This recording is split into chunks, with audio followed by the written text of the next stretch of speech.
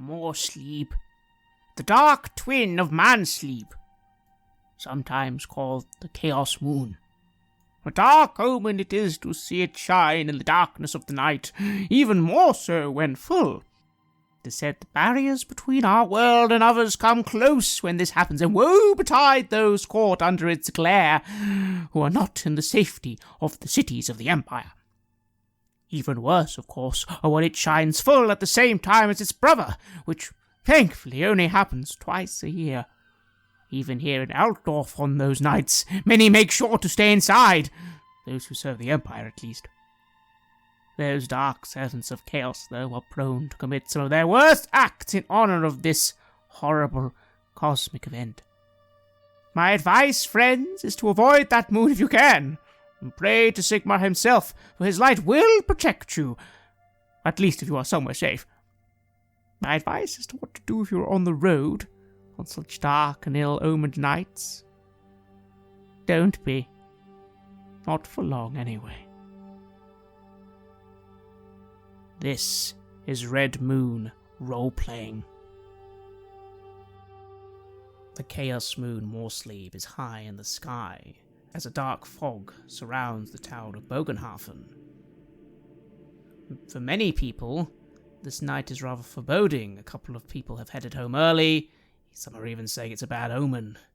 But for some individuals, it's a very exciting night indeed.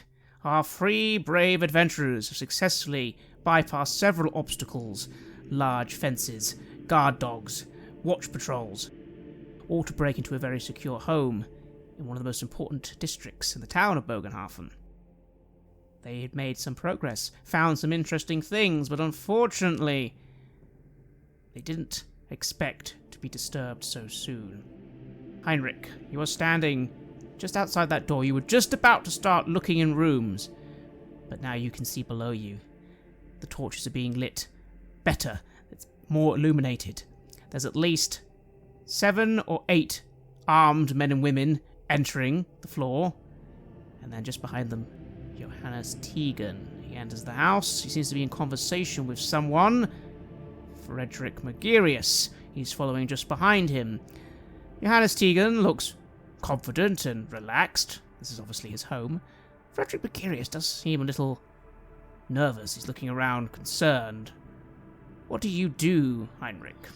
I have no intention of being spotted lurking in this doorway, so with one foot out, I will just casually rewind the entire motion with a hand on the door, pulling it close and praying to Sigmar that there's no telling squeak as the hinges finally seal.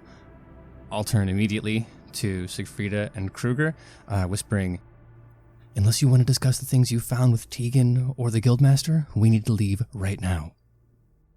Let's.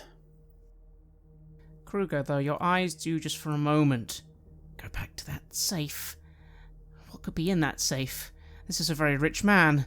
There might be gold crowns in there, maybe even clues. Maybe you could just have a little go on the safe. But maybe not. It is, of course, your choice. But your inner entrepreneurial nature does make you feel a bit bad about leaving that safe behind. I've got an idea, Kruger, to cover our tracks, and I'm not becoming a pyromaniac or anything, I promise. However, are there candles and sticks in this room? There are indeed some candlesticks, yes. Well, let's light one and knock one over onto the desk, and he can maybe think that he forgot to blow it out or something like that. So, it will disturb any sign that we were here. I'm not suggesting we burn the entire house down, but, this might be a good way of making sure they don't realise we've stolen their paperwork. It's a good idea. I look at the safe, but I just realize that there's no way that I'm going to be able to open that up in time. Someone is eventually going to start making their way up here, and I'm, as much as I want to, we'll just have to be satisfied with what we have gotten. Hopefully that letter will give us what we need. And now, yes, let's cover our tracks, and let's see if we can, cover our tracks. I mean, if it's evidence you want, and we're going to burn things anyway, I'll take what. How big's the safe? I'll carry the damn thing. You go over to look at the safe, Heinrich. It's a really good, solid steel safe. The kind that would probably take about 4 or 5 good men to pick up and lift. Oh, I'm not even one good man. Is it smashable? Could I, jam a hilt on just to see what comes? You think you've heard stories that the dwarves have hammers capable of smashing any stone or metal. You do not have those hammers. Nor am I a dwarf. Well, hey, that was Heinrich's idea. I guess going off the tension in Kruger's voice and looking back at the safe, looking at us. Look, I don't know how long this takes. Maybe they'll all go downstairs and have a meal. You want me to hang out by the door and let you know when they are right up the stairs? I'll give you all the time you want. And then just making a face about the obvious danger in that plan. Yeah, we should risk it. Let's just take what we have now and get going. Heinrich, you do notice as you're saying this, you just find yourself looking down at some of the other drawers that Kruger opened. He obviously was doing it quite quickly, but you do just notice something glinting in the, green moonlight from outside at least. Something metal in one of the other drawers. Glinting is great. Glinting could be evidence. Glinting could be a ritual dagger. I meant what I said earlier. I will scoop up anything that looks even remotely like it will help us, and we can sort it out later in the inn. And if it turns out that all we have are shipping records and a nice pocket watch, so be it. Well, then you reach into the drawer, whatever it is. It's quite grabbable, quite small, circular. You quickly shove it into your pockets. Siegfrieda, it seems the consensus is to leave at once. But you do just happen to hear, on the wind, footsteps. Slow footsteps, though. Someone is walking up some stairs very slowly, and you think you could even hear the murmuring of some voices. You could always try and go to that door and listen out for just a few more seconds, or of course you could make your break now. It's your choice. Okay, I tell my companions if they're climbing down. I'm going to jump out the window. Make sure you're waiting down there with your arms out to catch me. This is the most stupid thing I've ever done. I'll just nod and say, yeah, I'll be there. I will listen at the door, and as soon as they're too close for comfort, I'm going to run across this office, jump over the balcony, and into the waiting arms of my 2 handsome, strong companions. Well, this is very daring indeed. First of all, I would like you to make a perception check. Give yourself a +10. This would be a very bad time to fail. If you did fail, you'd still hear something. It's just seeing if you can hear all of it. It's awfully echoey out there. I do very well. I roll a 15 under 52, because I got my +10. So what's that? At least 4 degrees of success, I think. You wait with bated breath as the other 2 begin scaling down that rope. Again, there's no challenge scaling down the rope. It was a good, secure rope, and it's easier to climb down than climb up. So the 2 of you are quickly exiting this area. But you, Siegfrieda, you can't help but just want a little bit more. So you stay by that door. You hear one voice. Again, you think you recognize both the voices. Now, my dear Mercurius, I don't see why we need to have a private chat in my study. I've gone over everything. Is this not something that can wait until all the others are here? No, I really don't think so, Tegan. Please, I have some serious concerns. And is this even a good time to be doing this? It sounds like there was a Scharfenfrest prank just outside. There was a fire or something. Nonsense, Mercurius, nonsense. The watch have that all settled. It doesn't interrupt us at all. Well, I just have some concerns, and I'm especially something like, is it not possible they may have been right? What are you talking about? Well, they said they saw something unusual in the sewers. Are you sure that... I know the blessings of Ranald are, I don't understand them fully. That's your department. But are you sure you haven't made a mistake somewhere? My dear friend, I have made no mistakes. They saw a rat or something horrible and it terrified them. Everything is going according to plan. We have almost moved everything. And... well, you do want this to happen, don't you? Well, I think about it. If we do not pay the rent on the Chalet and Mercy House correctly this year, our enemies are going to close it down. And not to mention, some of your own investments haven't paid off this year either, have they? My dear boy, this is vital, this is necessary. Otherwise, a lot of people are going to suffer, aren't they? Yes, I know, but honestly, I really think we should... And at that point, you hear the steps getting very close to the door. Alright, it's time to run as fast as I can. And run you do. Please make an athletics check. Make it at a +10 as... Make it at a +20 as 2 people are waiting to grab you. Well, I am glad you gave me that +20 just then, because I roll a 50 out of 52. Kruger. Heinrich, you're at the bottom of the rope. You quickly undo the rope. That was Siegfried's instructions, apparently. And you see Siegfrieda, and she jumps. What do you two do? Well, I promised to try and catch her, so that's what I'll try to do. Siegfrieda never asked if I knew how to do this. I'll give it my best shot. Siegfrieda, you're in the air, plummeting to the ground. You are suddenly overcome for a moment with utter panic, because if they don't catch you, this is a very high drop. What are you thinking? Well, it's not my most elegant maneuver.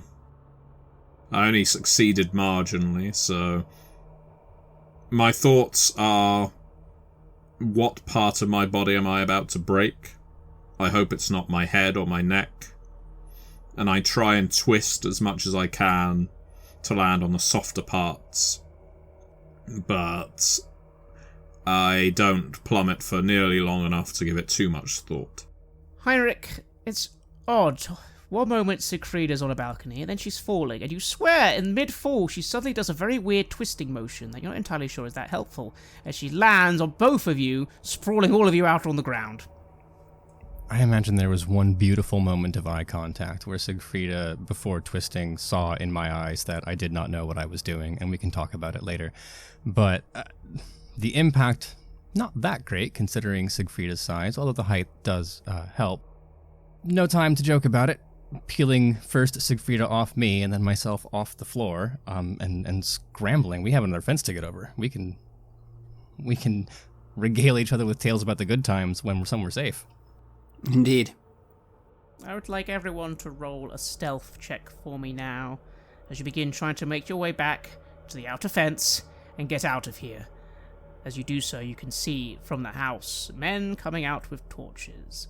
They're not in pursuit, but obviously the house is becoming far more fortified all of a sudden. You're not sure why.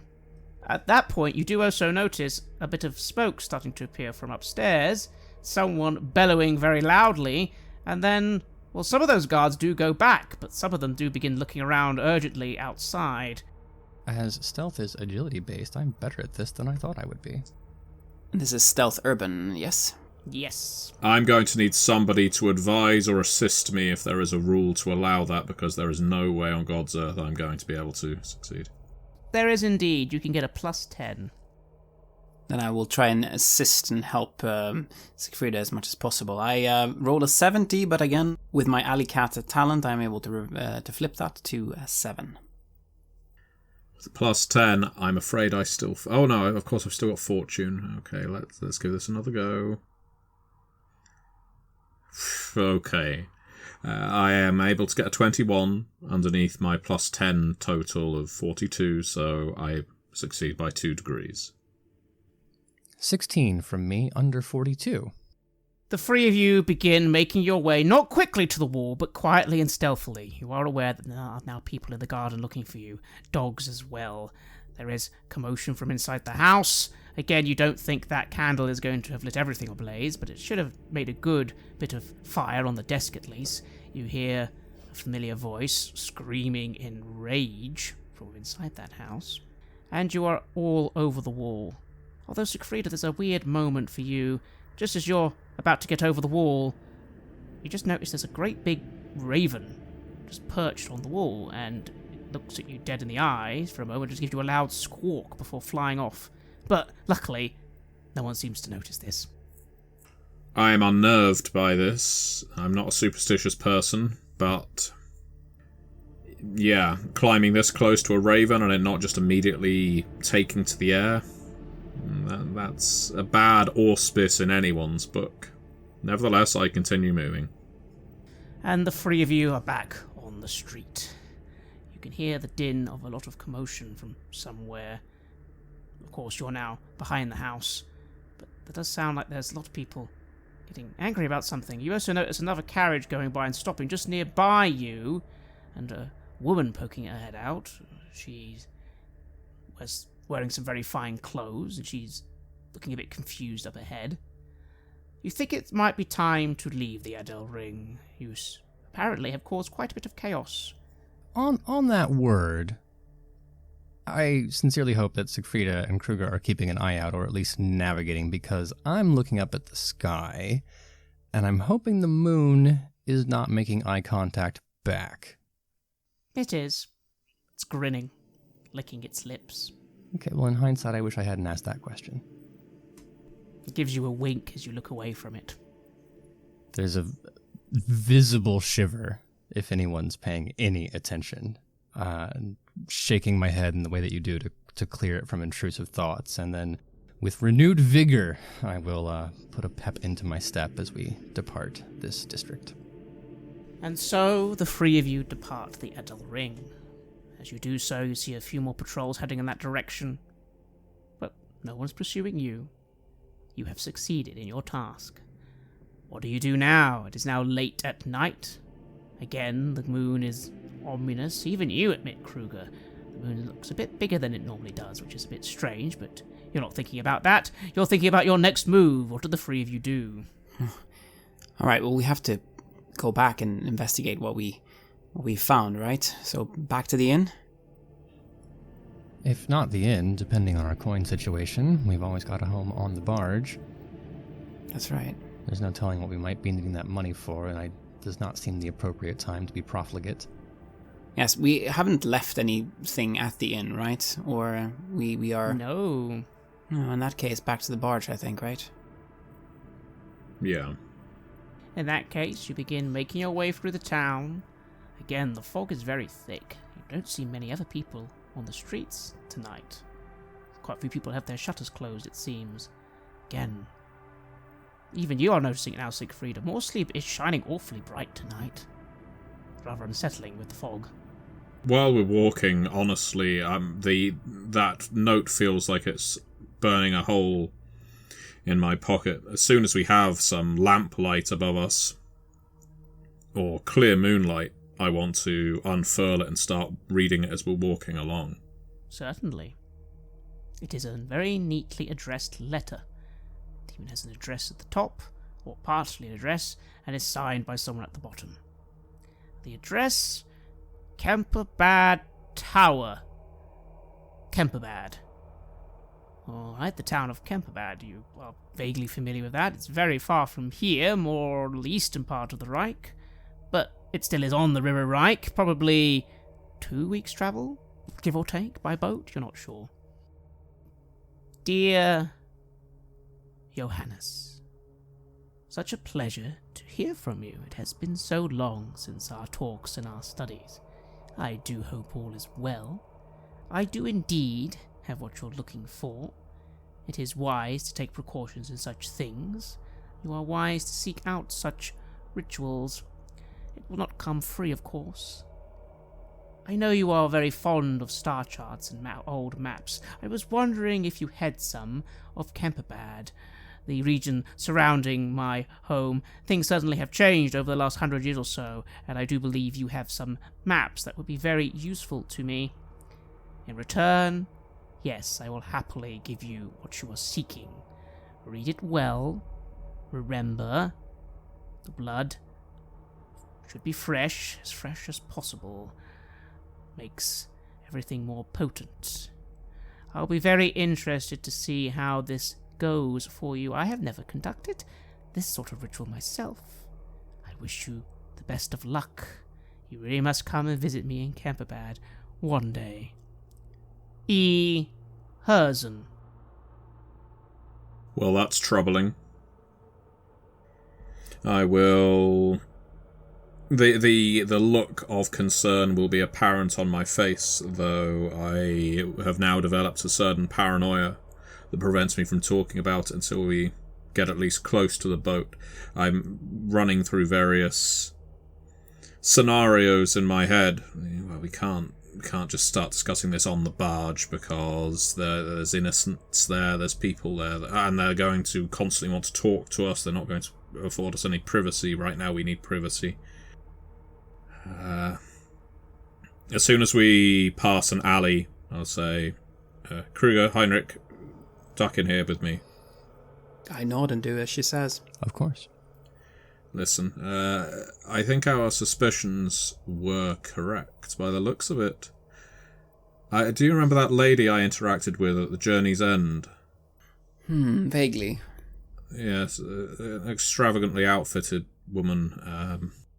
She's someone I encountered in my past. Very unusual, seemed to enjoy people's suffering. And then, as if by coincidence, I bump into her here, of all places. And now, this letter was written by her to Johannes Tegan. They're referring to a ritual that requires fresh blood in order to enact it. They're referring to positions of the stars, astrology, or not astrology, astronomy, I'm sorry, I'm getting wound up. As I say, there's a part of this that feels to a rational mind like we have been set up in all of this, or that if we were looking to be superstitiously inclined, that we were destined or fated to stumble upon it. But whatever the case, Johannes Tegan is definitely into some dark practices.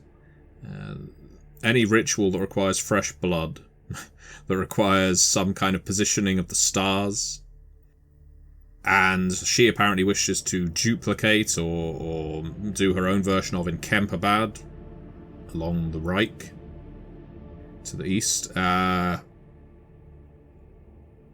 I'm concerned. Now the question is, and I look at the letter again, is there any indication on the letter as to where a ritual would take place? No, there is not. But then you do find yourself, Siegfried, thinking, wait a minute, doesn't Kruger have a big book with him? And Kruger, you find yourself remembering, yes, you took it with you, of course, that big, untitled book. Yes. And I will happily hand that over as well. It's no good to me. I think heading to the barge is still the safest option. It's just, I do not wish to be rude to the good men sailing on it, but we are going to require privacy, or I am, to study this. I can't read an entire book of this size, but maybe it will give some indication. We know that Tegan has 2 warehouses free, number, I think, 7 and a 13, but we've got no indication that a ritual would take place in one. We know that they have links to the Ordo Septenarius and the charity home under its control for the poor, but we have no real indication that that's where a ritual would take place. We know that there was a ritual taking place underneath the Steinhauger house, but perhaps that was just a trial run, or something that got triggered early by the appearance of our goblin friend. Point is, we know something is going to happen, but we don't know where. And if it's in this book, I will need time and quiet to pick anything important out of its text. I can handle Yosef. We can see that you have the time. I don't know how many days we have left in Bogenhofen before the barge sets sail, but at least a few days, right? You believe you'd have at least tomorrow, and possibly another day? The Schaffenfest ends tomorrow night, after all. I'd say we could stay on the barge and you could read en route, but I'm afraid Kemperbad's on the wrong river. In any case, I don't think we'll make much more progress here in this alley. Agreed. I follow on with my companions. Then you make your way back to the barge. The barge is quiet, moored. Yosef is on watch, although he has fallen asleep. He startles awake as you come aboard. Oh, it's only you three. Hello there, friends. What's that? Tired of fancy living in inns, eh? Come to sleep on the old barge? That's all right. That's okay. You can go up down to your place, and I'll keep watch up here. It feels good to be home, I say, kind of without really being invited to speak. I just feel really happy to be back. Oh, of course. I keep telling you too. You're practically part of the family. Isn't that right, Heinrich? Oh, we're only here because Kruger started to miss the feeling of the rope burns on his hands. Anyway, all right, you lot, you go and do what you're going to do. Leave me to my, and he coughs a little and begins continuing to drink the wine he'd forgotten he was drinking. On that note, I will make a kind gesture, waving to him. I will let the other two kind of go ahead, wave them on if necessary, but at this point, I've lived a good 26 years, and in all those 26 years, I have never had the moon stare at me, let alone twice in as many days. I asked Siegfried about this kind of thing, but she's going to be busy, and the only other person I know who might know and I trust is Yosef. So, into the bottle as he is, I will still linger a few steps behind, and then just as the other two disappear down the stairs, say, do you know, I guess my dad never really got into it, but, this moon, I know it's an unpleasant sign of superstition or whatever, but, I mean, is there more of a story there?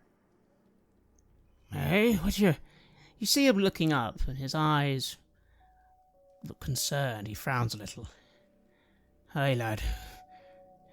More sleeve is waxing full tonight. Hadn't noticed. You know, maybe it's good you stay on the boat. I feel safer that way. Bad omen, lad, you know that. Yeah, I mean, Dad was always nervous about sailing under it, but... Of course. I've known several stories of fellas who ignored mostly, but it was full and went sailing. Never seen again. The ships would always crash, or bandits or something. No, this is... Oh dear, I hadn't noticed. You're right. It's an ill night tonight. I can tell you this, lad, there'll be something horrible happening somewhere today. I wish it weren't so, but such is the way of things. I'm nodding along, but given the reaction he's had, I don't really feel like mentioning more details, for no other reason than to not have him worry about what's happening inside of me if the moon has this kind of attention. I'll thank him. So I'm glad you're here. Hopefully, we won't be the ones experiencing whatever this moon has in store for us. He gives you a firm nod, but you do notice he stands up and begins heading to his chamber, taking the bottle with him, going, Aye, but let's best get indoors. They always say, especially when the moon's like this, you don't be wanting to stay outside for too long, so I'll do my watch from inside. No need to convince me, and I will follow his advice. Kruger, Siegfrieda, you are once again down at the bows of the boat. You can hear the sounds of somewhere else, behind a door or two, the two others, Walder and Grey, sleeping peacefully. You have all the privacy you need. Well, I do not wish to disturb Siegfrieda as she reads this.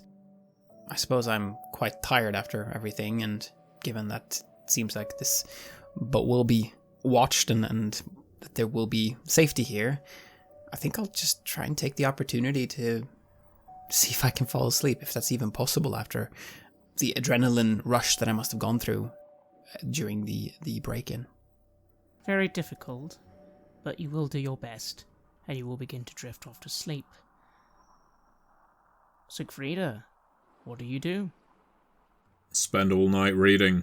Well, for as long as it takes to find out some kind of clue, hoping that there is one. And if there isn't one immediately apparent, reread passages and see if there's some kind of code, if it's hidden in plain sight, that kind of thing. I'm feeling desperate, like we have the tip of the spear, as it were, but yeah, we don't know where it's being stabbed. please roll a research roll for me? I do not have research, no. In that case, I'm afraid it's going to be an intelligence check at a -10. You'll soon see why this is difficult. Okay, well, I'm still rolling against 38, so I'm out of fortune, though. Well, I feel like this is quite important, so as I have rolled a 62 against my reduced intelligence of 38, I will spend a point of resilience to choose a result. And can I choose any number? Absolutely any number you want. In that case, yeah, 11. Siegfrieda. First of all, this takes you all night. The difficulty is that you don't know what the book says. Damn it, you don't know this language. You're looking over the words and it doesn't make any sense. It's not Reichspiel, it's not Bretonnian. Yeah, I only know Bretonnian and Wastelander as secondary languages. Indeed. But you refuse to give up. You refuse to be denied simply the fact that you can't understand what the book says to not find something.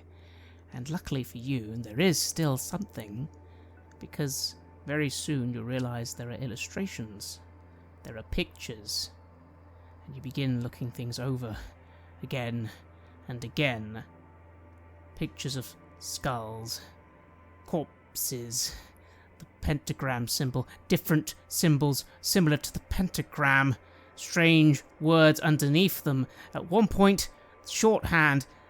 Are these ingredients? Maybe that's ingredients. You know what ingredients are. Even in different languages, they're still the same thing. Then the hours go on. You begin to become nervous. You're sweating. There's something bad about this book. You almost don't want to read anymore, but you force yourself to keep reading. You begin to find yourself thinking, it's not that you just don't understand these words. There's something about them. Almost runic. You've heard that magic is a written language. It is something that you need to speak to even be able to cast magic in the first place, even those who have the talent. Could this be magic? The language of magic? Maybe. You're not sure. You make notes. You sweat more. The hours are piling on. It must be 4 a.m. You continue to read. The pentagram. You see that pentagram symbol, exactly the same as it was on that floor. You see pictures of horrible things. Sketches. Faces. Mouths. Twisted horns. Bloated things with sores on their bodies. Giant, demonic things. You, with your role, don't know how you know this, but it just seems to make sense to you, Siegfrieda. It has to be.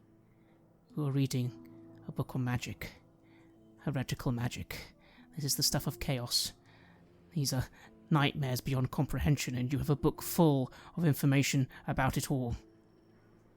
It goes without saying that owning such a thing, if it was discovered, would see you burnt at the stake. Well, that entire night leaves me pale, shaken, unwell, and generally depressed. Not to mention scared.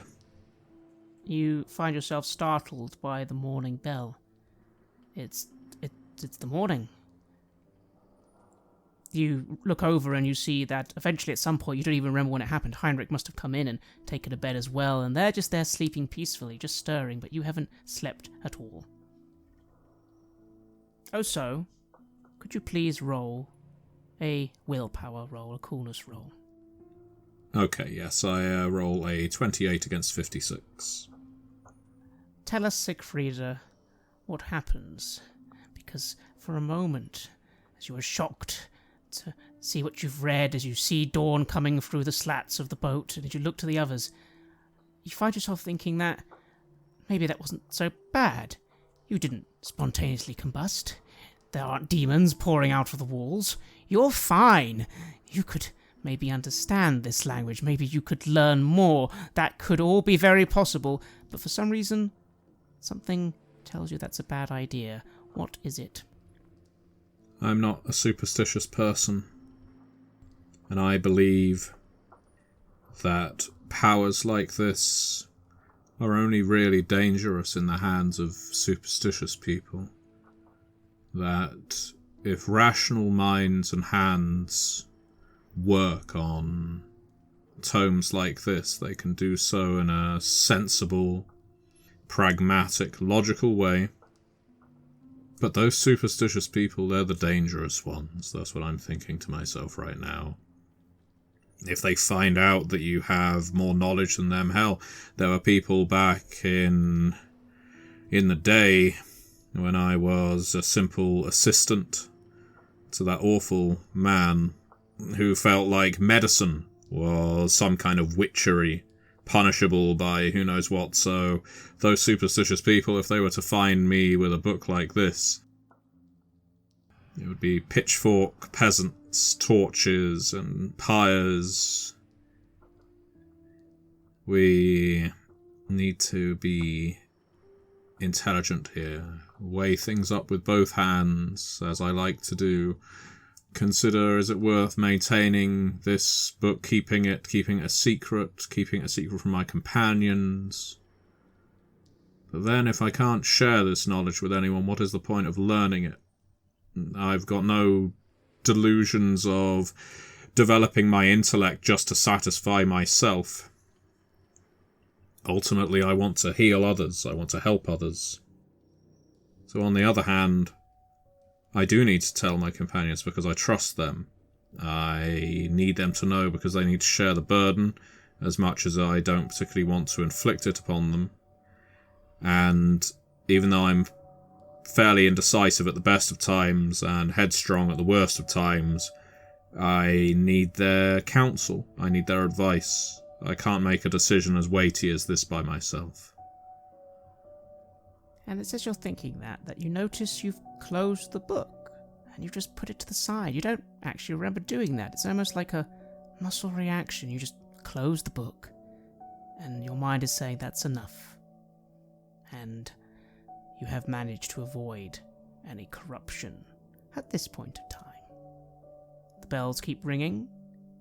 Kruger and Heinrich, you're not entirely sure how you got to sleep, but you did. You slept and you awake, and you're in the safety of the Berabel, and you see Siegfrieda looking very concerned and tired in the corner of this room you're in the bowels of the ship. No sleep, I guess, I say to her. I shake my head. No, it was quite a book to read. You know, if I ever teach you to read, don't start with this one. It's a bit heavy. Oh. Yes, I suppose we can start with some fairy tales or something light like that, you know? Yes. Stretching high over my head, a bit stiff. Something jarred my bones pretty hard last night, so I'm kind of working through that. Is that the kind of book that says we were right about Tegan all along? Well, more or less. It doesn't tell us where he's going to cast some kind of ritual, but it does tell us that he is a man of, as the Inquisitors would put it, heretical mind. This is a book infused with chaos. It is dripping with it. To a literate mind, reading the words on it is enough to sear images into your mind. It's intense. I'll give it that. And if Johannes Tegan can read it without the kind of shakes I am suffering right now, then he truly is a despicable individual.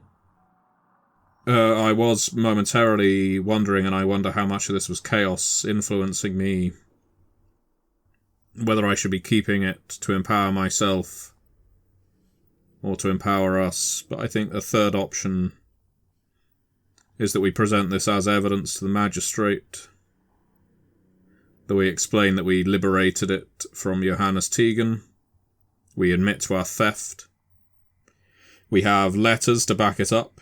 We have the letter from Herzen, the lady I told you about.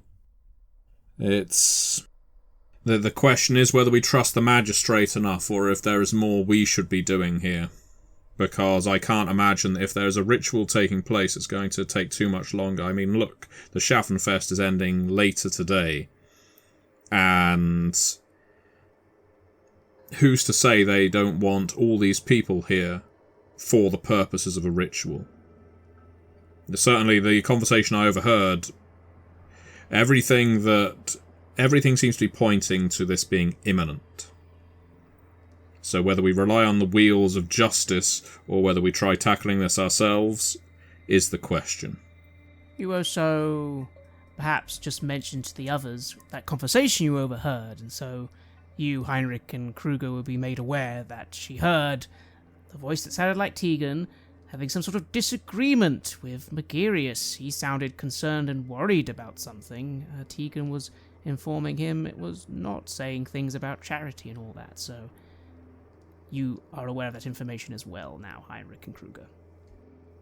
But what's to say we go to some inquisitor with these books and they don't do what you said they would do the last time this came up, just accuse us of being the sorcerers and drag us up or burn us or however it works. It is sadly very likely. Look, I'm new to this, so if I'm speaking out of turn, someone let me know. But it seems like it's our problem unless we want to be scapegoated for it. But I think at this point, having gestured and jostled enough, I still had that coin or the medallion or something in my pocket, and now, rolling around up out of bed, I imagine I become aware of it again. You take it out of your pocket. It is the ram's head in the circle.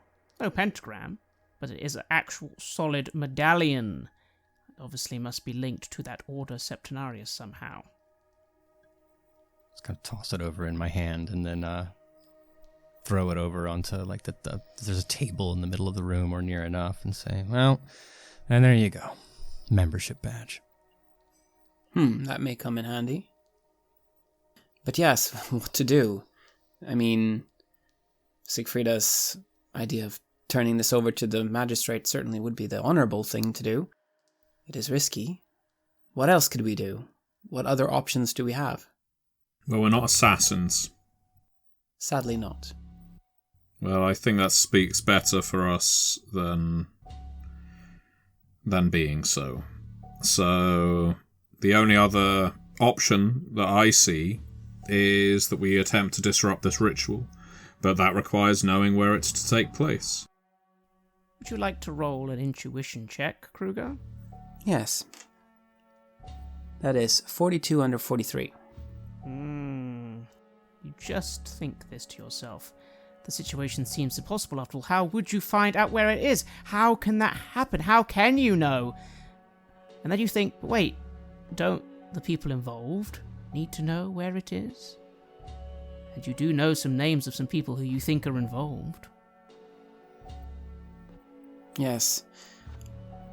Well, if we were to follow these people who we know are going to be there for the ritual, they might actually lead us right to it. We know of Tegan, we know of Magarius. Herson is involved as well. Presumably they would all be there, right? Well, if we're going to commit to it, and I feel like we are, then I don't see that just tailing Tegan is the right move. If nothing else, he should be much more alert now, considering what we've done and what we've found. Well, perhaps one of the others, then. I mean, what other names do we have? Was there anything else in the letters, Sigfrida? No. But Sigfrida just told you that Frederick Magirius was there at the house that night. He might be a good option then, no? He seemed a lot more nervous than Tegan, who seemed to be reassuring him. Perhaps that means we could actually approach and, dare I say it, threaten Magirius with what we have discovered. Either he doesn't know, and he will bring his weight to bear against the council member, or he does know, and is already showing his nerves, so perhaps he will tell us so that we don't get him in trouble. Yes. That does make a certain amount of sense, doesn't it? That could be interesting. Certainly better than wandering the alleys of Bogenhofen. Although that is something I do like to do. But, yes. let's see if we can't utilize... Let's see if we cannot turn these people against each other. That would hopefully allow us to be more successful in disrupting this. It's at that point that you hear the town bell ring. You haven't heard it ring like this after the dawn bell. It makes sense for it to ring for dawn, but now it's ringing out a little tune. Quite somber, actually. Very somber tune. And then it stops. What was that? Did the rest of us hear that? Yes, everyone heard. I have no idea, but with talk of rituals, I can't imagine the tolling of bells is going to be signalling something good. You can roll a Law Reichland roll if you wish. Yeah. I also have Lower Reichland. Can I roll as well? You certainly can. I get a 30 out of 51. I get a 90 out of 35. I'm not even trained in that skill. Kruger, bells ringing. Why do you ring bells? Sometimes there's a church service, sometimes someone's getting... there's marriage ceremonies, aren't there? Of course, you, Siegfried, focus on it immediately. Ah, yes, that's one of the dirges of Moor, isn't it? Someone has died, and of course they don't ring that bell for every peasant. Someone of importance in the town has died. Huh. It's a death chime. If fate is continuing to spit in our eye as it has done ever since we arrived in Bogenhafen, Frederick Nagirius is dead. But I suppose the only way to find out is by going ashore. As you, perhaps, Heinrich, begin making your way on upwards anyway, just to see what's happening, because you do hear, it sounds like Yosef's talking to someone, you do notice by your boat a familiar young lady, that halfling, Maggie Fairfoot. She's having a word with Yosef, once again carrying her little news bulletin board. What do you do, Heinrich? Well, eavesdropping is rude, so I'll proceed directly up, as I do belong on the boat. You see Yosef giving a copper piece, saying, "Aye, lass, aye, we definitely want to hear the news today. What's with the bell?" "Oh, it's awful, sir. Oh, hello, Mr. Heinrich, the champion of the arena. Hello again." Doff the hat a little bit. Always a pleasure. I imagine you're not selling good news today. "No, sadly not. Magistrate Richter has died. Can you believe it? Died, poor man." Oh, thank the gods, I say, before realising and stopping myself. "Yeah, passed away last night. They're saying horrible, horrible illness. I mean, wow, I guess maybe that's how you go sometimes. I hope that's not how I go. I did have a cousin once who did have an awful case of gangrene fever, but, well, yes, so obviously they'll be, having his proper service later on and all that. He needs to be interred by the Mourners Guild, of course, but what a sad thing to happen on the last day of the Schaffenfest." Oh. Was the magistrate in ill health or advanced age?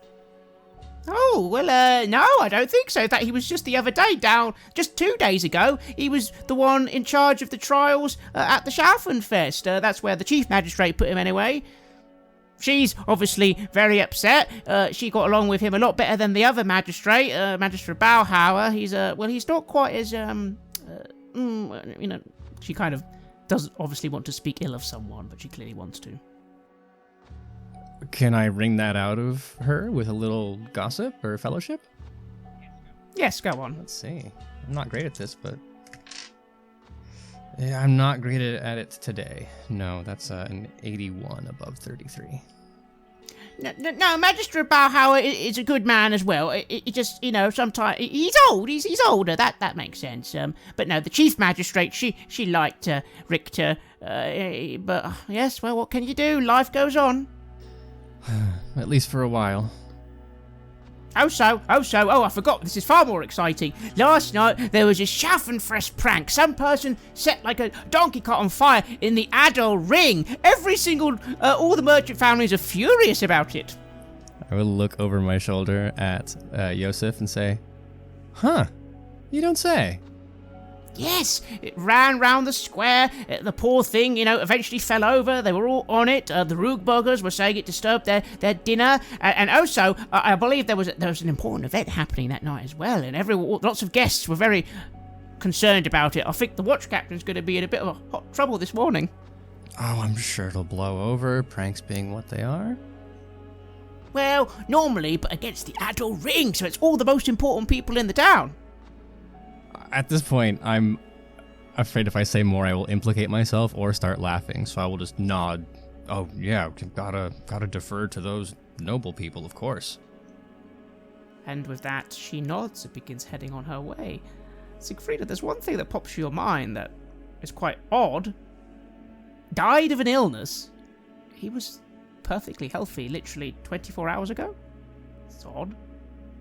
Oh, I'm confident that there is something criminal going on here, but yes, I'm not going to announce that after my blunder of thanking the gods for his death. And so Yosef gives the bunch of you a nice breakfast, and that lovely halfling makes her way off, smiling and whistling as she does so. Despite this dour news, the docks come to life as normal, and everyone seems to be excited once again for the final day of the Schaffenfest. But the question is, what are the three of you going to do next? Well, with magistrates perhaps soon to be dropping like flies, perhaps we should expedite our conversation with Magarius. Yes. I think we have to do that. We don't want anyone else meeting an untimely demise. Indeed. And so, you have your breakfast, and begin thinking what the best way is to approach the Guildmaster. Perhaps you will be able to get something from him, or perhaps you'll be walking into the lion's den. We shall soon find out.